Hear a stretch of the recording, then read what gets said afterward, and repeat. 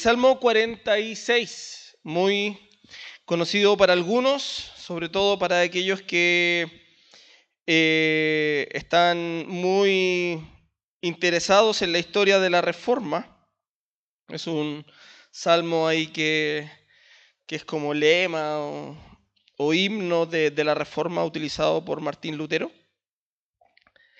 Pero hoy quiero compartir de este Dios nuestro, no es cualquier Dios, es nuestro Dios y es un refugio o como lo traduce la Reina Valera, amparo y fortaleza. Amén. ¿Ha sido Dios eso para usted? Amén. Y hay algo que es seguro y creo que cada uno de nosotros vamos a poder coincidir en esto, es que hemos tenido pruebas, aflicciones, tribulaciones, ¿cierto? Los que están aquí en este lugar. No creo que nadie en este lugar esté exento de eso o haya estado exento de eso. Y lo que es seguro, y hay certeza, es que probablemente vamos a volver a vivir pruebas, aflicciones, tribulaciones, o incluso las estamos viviendo. Amén. Ahí se acaban los amenes. Pero es cierto, es cierto, es cierto. Lamentablemente, eso también hay certeza. Pero hay otra certeza aún más grande y aún, como decía Mauricio en el devocional, que nuestra esperanza es que Dios está con nosotros. Dios es nuestro amparo y nuestra fortaleza. Así que debemos estar recordando y no olvidarnos que la vida tendremos aflicciones, tendremos tribulaciones y tendremos pruebas, pero Dios ha vencido y Dios está con nosotros. Amén. Así que podamos leer el capítulo 46 del Salmo. Vamos a leerlo completo. Vamos a ir después a contar algunas particularidades. ¿Lo tiene? Salmo 46. Si no, lo podemos leer. Y dice así: Dios es nuestro amparo y fortaleza, nuestro pronto auxilio en las tribulaciones. Por tanto, no temeremos, aunque la tierra sea removida y se traspasen los montes al corazón del mar, aunque bramen y se turben sus aguas y tiemblen los montes a causa de su braveza. Selah. Del río sus corrientes alegran la ciudad de Dios, el santuario de las moradas del Altísimo. Dios está en medio de ella. No será conmovida. Dios la ayudará al clarear la mañana o al amanecer. Bramaron las naciones, titubearon los reinos. Dio él su voz, se derritió la tierra. Jehová de los ejércitos está con nosotros. Nuestro refugio es el Dios de Jacob. Selah. Venid, ved las obras de Jehová, que ha puesto asolamientos en la tierra, que hace cesar las guerras hasta los fines de la tierra, que quiebra el arco, corta la lanza y quema los carros en el fuego. Estad quietos y conoced que yo soy Dios. Seré exaltado entre las naciones, enaltecido seré en la tierra. Jehová de los ejércitos está con nosotros. Nuestro refugio es el Dios de Jacob. Selah. Bendito Padre Celestial, te damos gracias, Señor, por tu palabra. Gracias, Padre, porque podemos, Señor, reunirnos alrededor de ella y poder reflexionar, Señor. Háblanos, Señor, en esta mañana y utiliza mis labios, Señor, para poder edificar a tu iglesia, Señor. Señor, sabemos que vamos a vivir pruebas o aflicciones, Señor, o las estamos viviendo, Padre. Recuérdanos, Señor, en esta mañana, que tú eres nuestro amparo y fortaleza, Padre, y que en ti, Señor, está nuestra confianza. Te lo rogamos por Cristo Jesús. Amén. Mis hermanos, como ya les decía, este salmo está relacionado, para aquellos que les gusta la historia de la iglesia, en la Reforma. Algunos dicen que este es el salmo que fue inspirado a un himno que tiene por nombre Una fortaleza poderosa es nuestro Dios. Sin embargo, algunos historiadores creen, y muchos están de acuerdo con esto, que esta historia está relacionada con la liberación de Jerusalén, o de la ciudad de Jerusalén, que estaba sitiada por los asirios en la época del rey Ezequías. Y usted puede leer, llegando a casa, puede leer ahí solo 2 capítulos, un poco más extensos, pero son muy interesantes, de Segunda de Reyes, capítulos 18 y 19, donde se cuenta la historia de este rey Ezequías. También está en Crónicas 32 y en Isaías 36 y 37, pero ahí en Reyes 18 y 19, si uno lee esa historia primero y luego va al Salmo, es interesante ver cómo están relacionadas el Salmo con la historia que ocurrió con el pueblo de Dios. Algunos dicen que incluso el mismo rey Ezequías pudo haber escrito este Salmo. Incluso es tanto así que dicen que el Salmo 46, 47 y 48 pudieron haber sido escritos por él. Como veíamos el miércoles, y Felipe nos narraba, en la antigüedad, no como hoy en día, en la antigüedad, las ciudades eran construidas o eran edificadas cerca de un río o cerca de donde pudiera haber un suministro de agua. Y una de las particularidades de la ciudad de Jerusalén es que está en un monte, también rodeada por otros montes, y no está construida o no fue construida cerca de un río. Entonces, para poder tener en mente lo que vamos a compartir hoy día en la mañana, la ciudad de Jerusalén está sitiada por el ejército asirio, está rodeada por el ejército asirio. Nada puede entrar ni salir de ahí. Lo único que están esperando los asirios es que el pueblo y el rey Ezequías se rinda ante ellos y estos asirios entren a la ciudad, se lleven las riquezas, incluso se puedan llevar a todo el pueblo esclavo. Y ahí está ahí está este tenso ambiente. Entonces, vemos que no entran alimentos y este salmo, como usted lo pudo leer junto conmigo, tiene 3 secciones o 3 estrofas, porque esto es un himno, 3 estrofas o 3 secciones que están claramente definidas. Y si uno lo quisiera hacer así más rápido, es donde está la palabrita Selah, es como la separación de cada estrofa. Entonces, y vamos a abordarlo desde esa misma perspectiva. Vamos a abordarlos en 3 partes para poder verlo en esta mañana.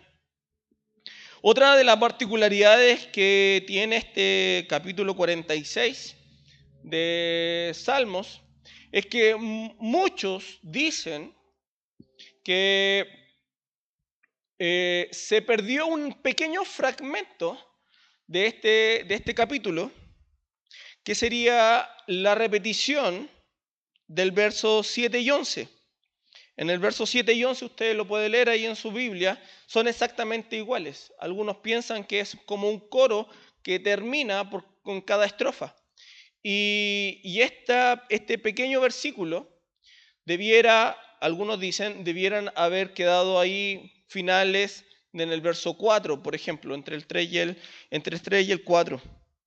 Solo como una particularidad, hoy día no va a haber nada de eso, ni tampoco lo quise leer así. Algunos lo leen así, incluyendo este versículo que se repite. Así que vamos por nuestro primer punto, nuestra primera estrofa. Dicen estos primeros 3 versículos así: Dios es nuestro amparo y fortaleza, nuestro pronto auxilio en las tribulaciones. Por tanto, no temeremos, aunque la tierra sea removida y se traspasen los montes al corazón del mar, aunque bramen y se turben las aguas y tiemblen los montes a causa de su braveza.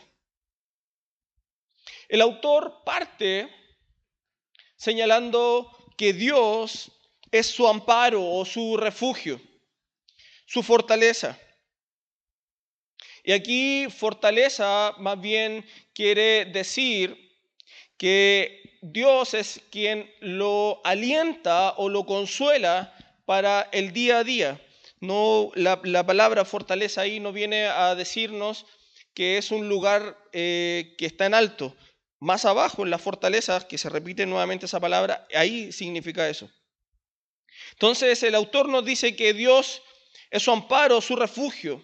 Dios es la única fuente, nos está diciendo este autor, es la única fuente donde él puede encontrar fortaleza, donde cuando él va cansado, ahí él encuentra aliento. Y me imagino que cada uno de nosotros podemos estar junto con el salmista y decir, amén. Cada vez que nosotros hemos ido a los pies del Señor, desconsolados, desalentados, hemos obtenido fuerzas. Amén. Él ha sido nuestro refugio. Él ha sido nuestra fuente de fortaleza hasta el día de hoy. Y podemos decir, cada uno de los que está en este lugar, Dios nos ha sostenido hasta el día de hoy. Y nos sostendrá hasta el día en que Él vuelva o nos llame a su presencia.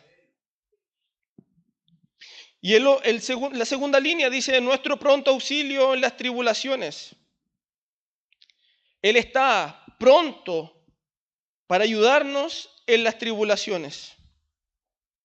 Con ese himno de confianza, el autor nos dice en el segundo versículo, dice, por tanto, no temeremos.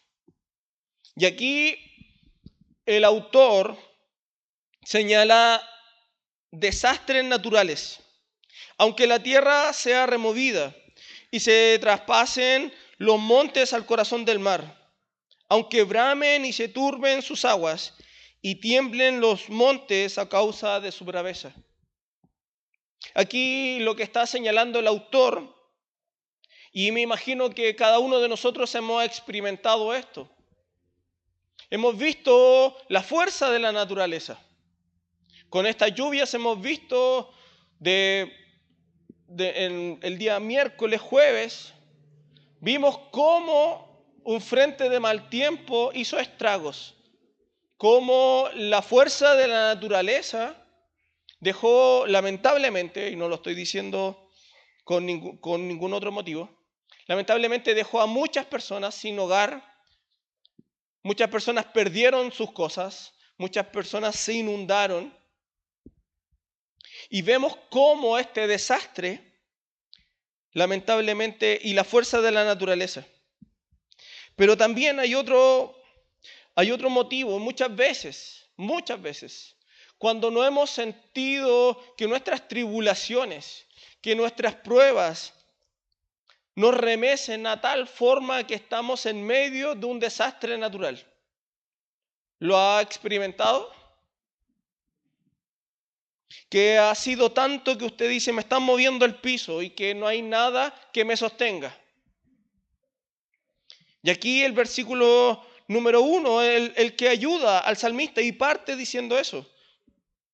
No parte diciendo lo contrario, no parte diciendo no voy a temer, o aunque la tierra sea removida, no voy a temer, sino que parte diciendo que su confianza está puesta en Dios, que está puesta en el amparo y fortaleza que Él tiene, que es Dios. Por tanto, dice, no temeremos. Dice, aunque. Y en el verso siguiente también se repite, y aunque la tierra sea removida. Y por eso era mi introducción. Sabemos y estamos muy seguros que probablemente o estamos viviendo tribulaciones, pruebas o aflicciones, o probablemente vamos a vivir alguna de ellas. Dios, dice ahí un autor, no nos protege con un sentido de consentirnos como un niño malcriado, sino que nos fortalece en medio de la aflicción para volver a animarnos y para volver a enfrentar la vida. No, Dios no es un escape, Dios no es una escapatoria frente a la vida, sino que nos alienta a enfrentar la vida. Él está con nosotros al enfrentar la vida. Aquí no estamos hablando, si no seríamos una secta, no estamos hablando de un escapismo. Y vámonos al cerro y vivamos nosotros juntos. Esto no es eso. La vida cristiana no es escapar del mundo, sino estar en medio de ella como la luz que nos ha mandado a hacer. Dios no nos protege en un sentido de consentirnos, hermanos, sino para darnos fortaleza en las aflicciones y nos vuelve a centrar en la vida. Muchas veces, y aquí también tiene esto mucho razón, nosotros tenemos casi por seguro que en este país tenemos claro que va a temblar y sabemos que va a temblar y estamos acostumbrados. Pero no estamos en una zona donde existan huracanes. Entonces tenemos la tranquilidad de vivir sin huracanes. O tenemos la tranquilidad de no vivir otros desastres naturales. No vivimos en otras zonas, por ejemplo, donde a cada cierto tiempo vienen huracanes o lluvias torrenciales y destruyen todo, como en Centroamérica. Y muchas veces cada uno de nosotros creemos o tenemos puesta nuestra confianza en algunas cosas que creemos, hermanos, entre comillas, que son seguras. Nuestra salud, nuestro trabajo, nuestra economía, nuestra familia, o incluso crisis familiares. No, a mí no me va a pasar eso. Muchas veces creemos que todas esas cosas están seguras. Pero Dios es experto en moverlas. Dios es experto en remecer todas esas cosas que nosotros creemos seguras. Y lo único seguro que tenemos es Dios. Lo único seguro que tenemos, no tenemos segura nuestra vida, no tenemos seguro nuestro trabajo, nuestra economía. Las casas se caen, se destruyen, se inundan, se queman. Los trabajos se pierden. La salud es afectada por enfermedades. Pero lo único seguro que tenemos es nuestro Dios. Y cada vez que vienen todas estas cosas o todas estas pruebas, volvemos a Él. Y estas cosas seguras se transforman realmente y las volvemos a creer y volvemos como a volver en sí o a despertar y volvemos a poner nuestra mirada en Cristo, que es la única roca firme y segura. El resto, todo puede ser removido, como dice el verso 2, aunque la tierra sea removida y se traspasen los montes al corazón del mar. Todo puede ser removido, pero Dios está ahí, poderoso y soberano. Y muchas veces nosotros en estos tiempos de crisis acudimos a otros lugares en búsqueda de ayuda. Y lo que ocurría también a los líderes en Israel. Los líderes en Israel estaban muy propensos cada vez que eran invadidos o cada vez que tenían enemigos, estaban muy propensos a crear alianzas con Egipto. Obviamente Egipto era una nación mucho más grande, tenían mucho más ejércitos, entonces podían ellos defenderse a través de una alianza. Pero como dice el dicho, a veces o generalmente, y la historia así lo dice, el remedio fue peor que la enfermedad. Muchas veces cada uno de nosotros acudimos a nuestros Egiptos creyendo buscar una solución a nuestros problemas, creyendo buscar una salida a nuestras aflicciones. Y a veces terminamos peor de lo que estábamos al inicio. ¿Por qué? Porque nos fuimos a la fuente, porque nos fuimos a la única cosa segura que es Dios. Y eso nos ocurre a todos, mis hermanos, a todos. Esta es nuestra naturaleza. Al igual que los líderes, muchas veces cada uno de nosotros, en momentos de aflicción, en vez de confiar en Dios, acudimos a otros dioses con D minúscula. Y esas supuestas soluciones, lo único que provocan es un problema más grande que al inicio. Y en este caso particular, el rey Ezequías no acude a Egipto. Y es interesante que la Escritura nos presenta a un Ezequías, a un rey que hizo lo recto ante los ojos del Señor. Es un hombre que confía en su Dios. Y acompáñeme a Segunda de Reyes, porque de verdad que me dejó loco, como uno pudiera decir, cómo la Escritura lo presenta. Segunda de Reyes, capítulo 18.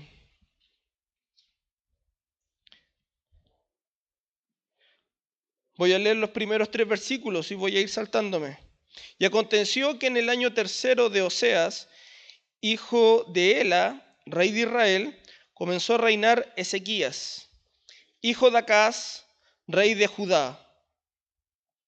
Tenía 25 años cuando comenzó a reinar y reinó 29 años en Jerusalén. El nombre de su madre era Abi, hija de Zacarías. Verso 3. ¿Qué hizo? Él hizo lo recto ante los ojos del Señor, conforme a todo lo que su padre David había hecho. Verso 4. Quitó los lugares altos, derribó los pilares sagrados y cortó la acera. También hizo pedazos, también hizo pedazos la serpiente de bronce que Moisés había hecho. ¿Por qué? Porque hasta aquellos días en Israel le quemaban incienso y la llamaban Nehustán. Verso 5. Confió en el Señor, Dios de Israel. Y escucha esto, y después de él no hubo ninguno como él entre todos los reyes de Judá, ni entre los que fueron antes de él. ¿Por qué? Porque se apegó al Señor. No se apartó de él, sino que guardó los mandamientos que el Señor había ordenado a Moisés. Y el Señor estaba con él. Donde quiera que iba, prosperaba.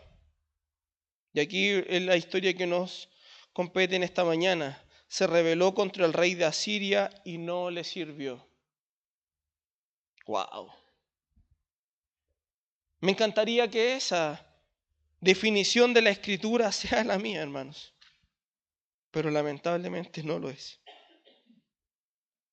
Un hombre que confió en su Dios. Un hombre que no se apartó del Señor. Incluso guardó los mandamientos. Nuestro Dios, hermanos, es una ayuda siempre presente. Muchas veces no vemos el obrar de nuestro Dios en nuestra vida, porque lamentablemente no confiamos en Él. No confiamos porque nuestra mirada está en otro lugar o no creemos que Dios va a obrar. Como ya les dije, en los versos 2 y 3 Hay una palabra que se repite, dice, aunque vengan tribulaciones, Dios es nuestro pronto auxilio. Algo que es seguro es que vendrán aflicciones, pero no debemos olvidarnos esta mañana, hermanos. Dios es nuestro amparo y fortaleza. Uno de los mecanismos o herramientas que usa Dios para nuestra santificación, crecimiento o maduración en la vida cristiana son las aflicciones o son las pruebas. Son circunstancias que Dios utiliza para formar el carácter de Cristo en cada uno de nosotros. Y creo firmemente que hemos aprendido más, o voy a decirlo más en singular, he aprendido más de las aflicciones que en tiempos de bendición. No sé si usted está de acuerdo conmigo. Hemos aprendido más cuando hemos estado en pruebas, aflicciones, tribulaciones, que estando en bendición.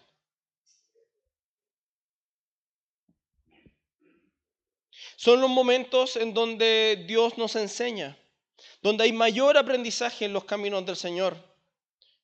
Son cuando nos encontramos en tribulaciones.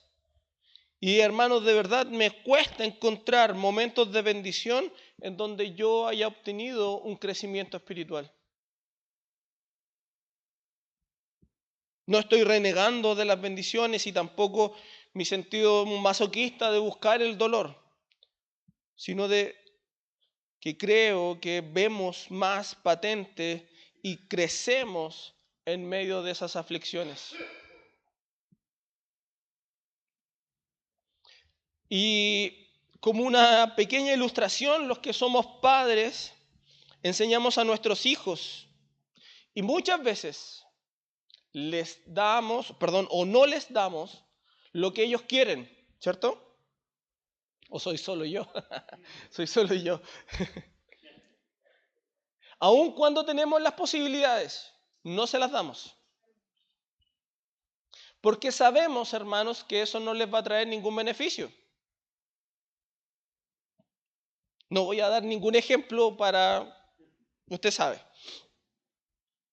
O bien porque queremos enseñarle algo.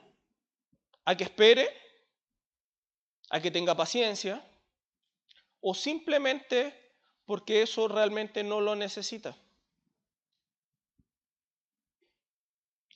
Imaginémonos, ¿qué pasaría de nuestros hijos si le diéramos todo lo que quiere y hiciera todo lo que quisiera?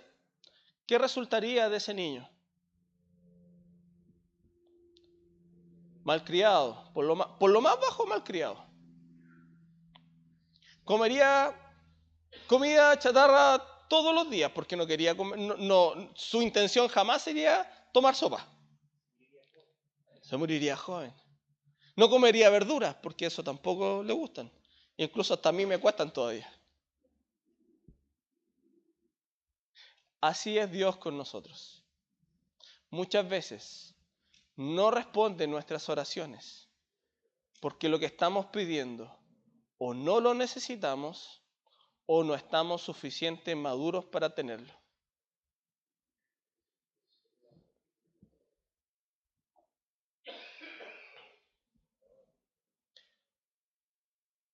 Amén.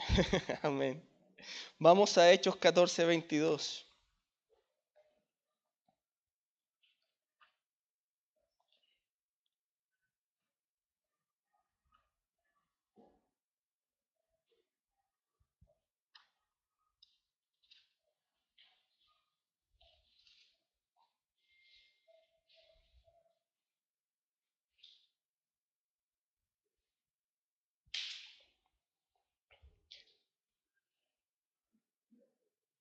Dice, fortaleciendo los ánimos de los discípulos, exhortándolos a que perseveraran en la fe y diciendo, es necesario que a través de muchas, no una, muchas tribulaciones, entremos ¿en dónde?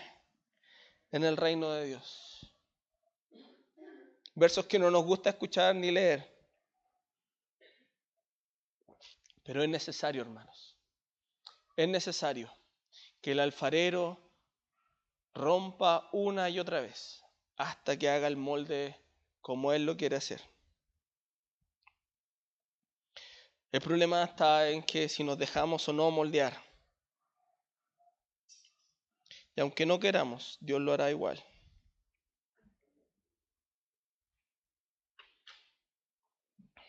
Por tanto, hermanos, aunque vengan pruebas, Dios es nuestro pronto auxilio.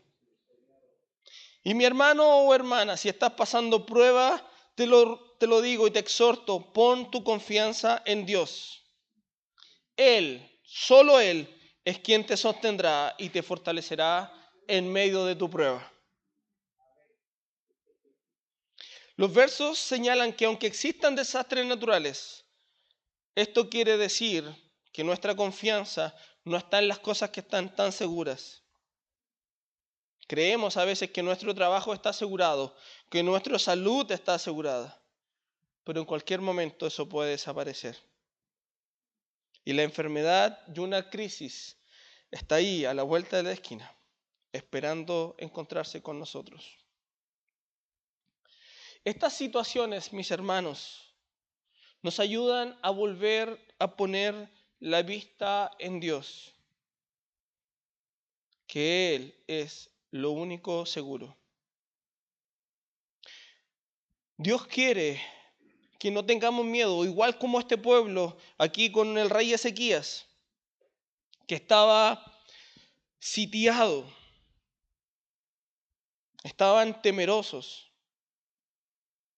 Y el profeta Isaías les envía un recado a los sirvientes del rey. En Segunda de Reyes 19, 5 y 6.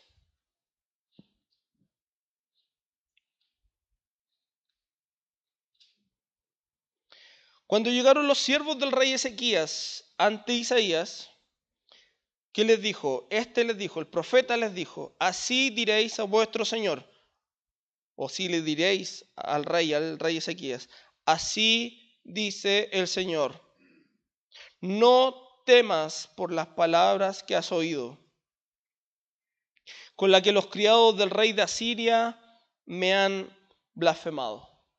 No temas. Hermano o hermana, no temas en medio de tu tribulación. Nuestro Dios es nuestro refugio, nuestra fortaleza. No temas, iglesia. Las circunstancias de la vida pueden cambiar, pero el pacto que ha hecho nuestro Dios con cada uno de nosotros no cambia. Dios no cambia. Dios es soberano. Aún en medio del desastre, aún en medio de cuando vemos que todo está cayéndose alrededor nuestro, Él sigue firme en su trono. Pasemos a la siguiente estrofa, del verso 4 al 7.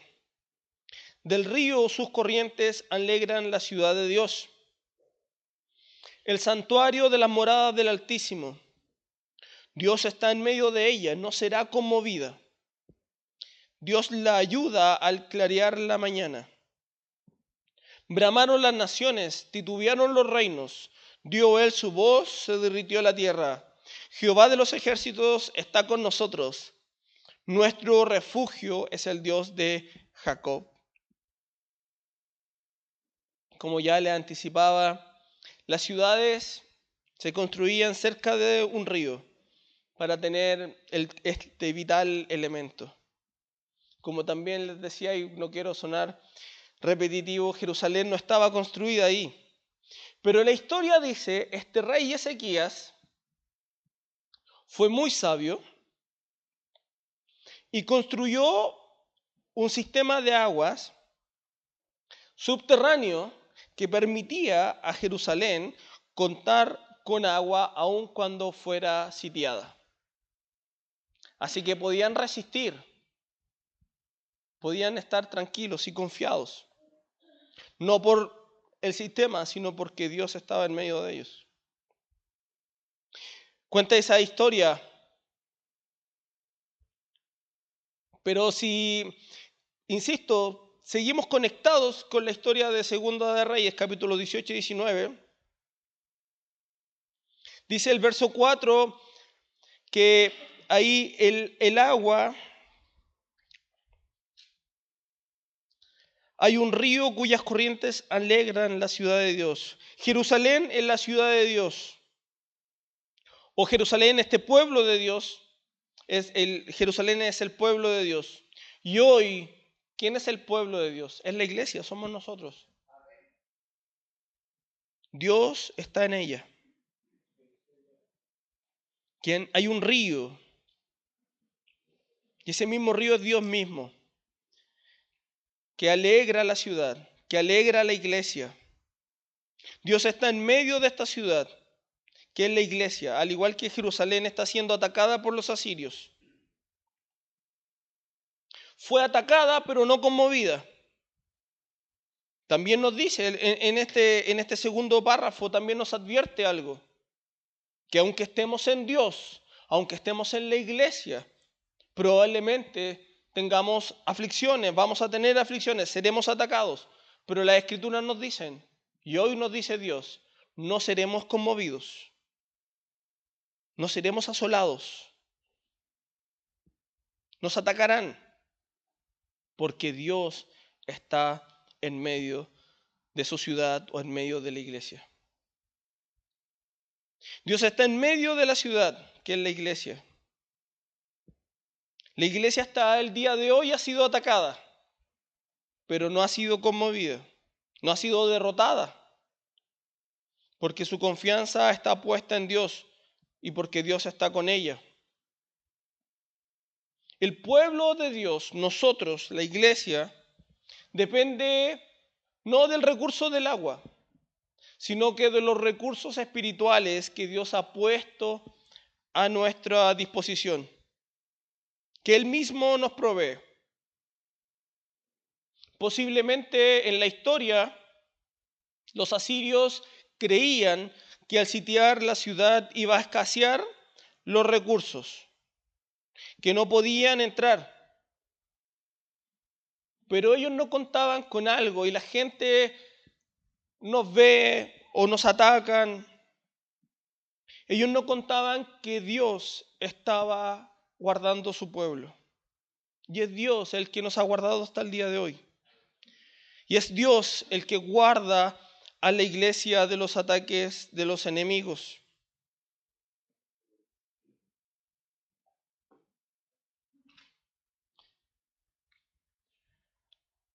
¿Qué nos dice Mateo 18:20?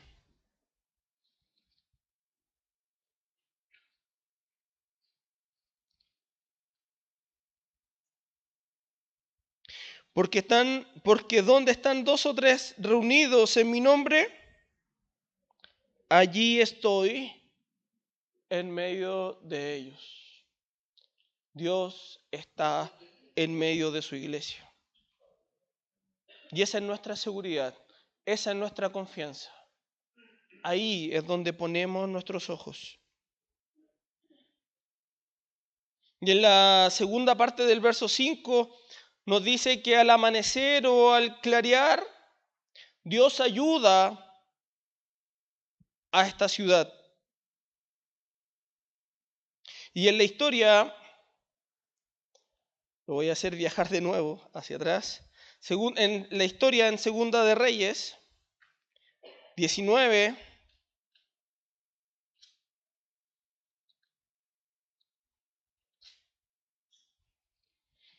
en el verso 35 dice, y aconteció que aquella misma noche salió el ángel del Señor. ¿Y qué hizo? Hirió a 185,000 en el campamento de los asirios.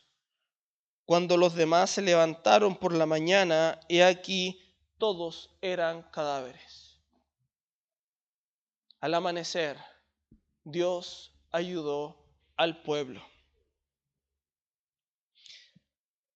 Mi hermano, mi hermana, Dios permite días oscuros en nuestra vida.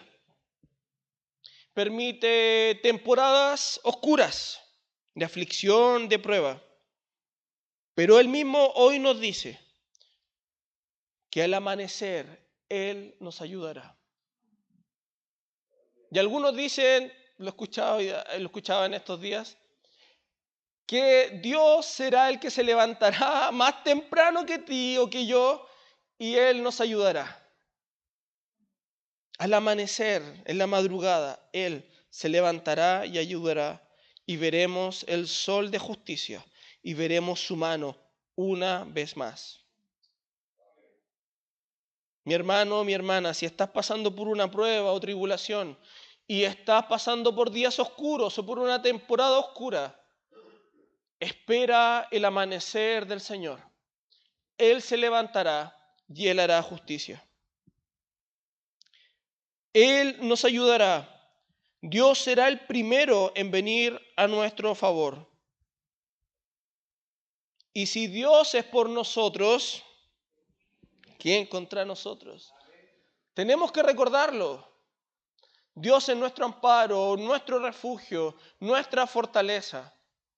Si Dios está en medio de nosotros, ¿quién contra nosotros?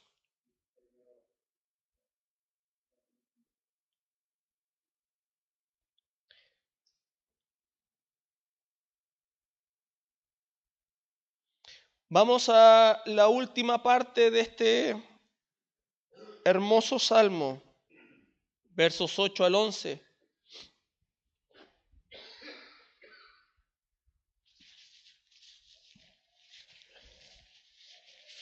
Nos dice, venid, ved las obras de Jehová, que ha puesto asolamientos en la tierra, que hace cesar las guerras hasta los fines de la tierra, que quiebra el arco, corta la lanza y quema los carros en el fuego. Escucha, hermano, escuchemos. Estad quietos y conoced que yo soy Dios. Seré exaltado entre las naciones, enaltecido seré en la tierra. Jehová de los ejércitos está con nosotros. Nuestro refugio es el Dios de Jacob.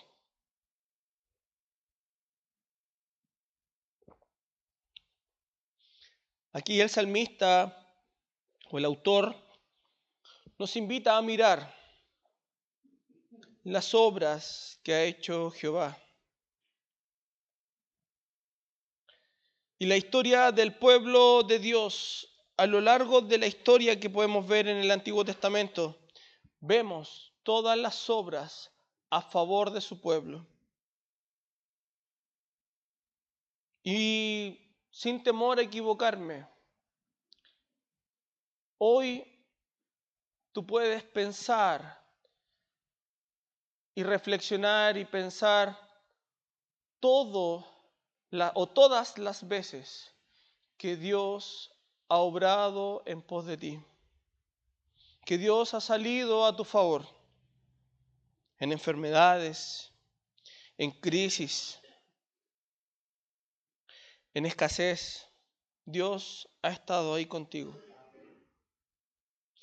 Y tú has visto las obras de Dios. Venid, ved las obras de Jehová. Y aquí, si nos remontamos a la historia de Segunda de Reyes, vemos el asolamiento que hizo en la tierra, cómo aniquiló a este ejército de 185,000 soldados. Hizo un verdadero asolamiento. ¿Y qué pasó? Cesó la guerra que se estaba levantando contra el pueblo. Para nosotros, hoy en día, hemos visto la mano de Dios y cómo aquellos que atacan a la iglesia han sido destruidos. Y aquí el verso a mi entender, clave de esta estrofa es el verso 10. Estad quietos y conoced o sabed que yo soy Dios. Muchas veces queremos meter nuestra mano y entre más la metemos, más la embarramos. Hermano, hermana, estad quieto y sabed y conoced que Dios es nuestro Dios. Y Él será exaltado y Él será enaltecido en la tierra. ¿Qué hizo este rey Ezequías? ¿Qué fue lo que hizo? Y es lo que podemos hacer cada uno de nosotros. ¿Qué hacemos cada miércoles? Orar los unos por los otros.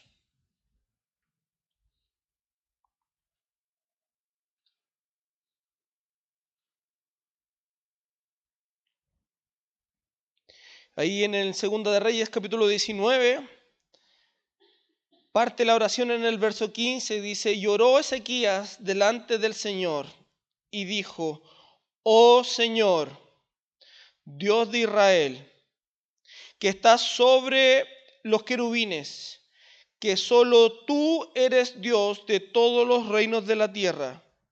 Tú hiciste los cielos y la tierra. Inclina, oh Señor, tu oído y escucha. Abre, oh Señor, tus ojos y mira. Escucha las palabras que Sennacherib ha enviado para injuriar al Dios vivo.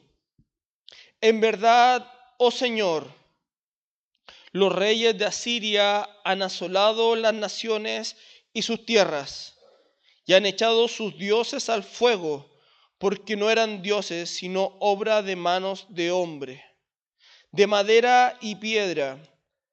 Por eso los han destruido. Y ahora, oh Señor, Dios nuestro, líbranos, te ruego, de su mano, para que todos los reinos de la tierra sepan que tú, oh Señor, eres Dios. Eso fue lo que hizo Ezequías. Orar por liberación. Y el pueblo no tuvo que levantar espada, solo tuvo que levantar una oración al Dios vivo. Y ese Dios respondió al amanecer.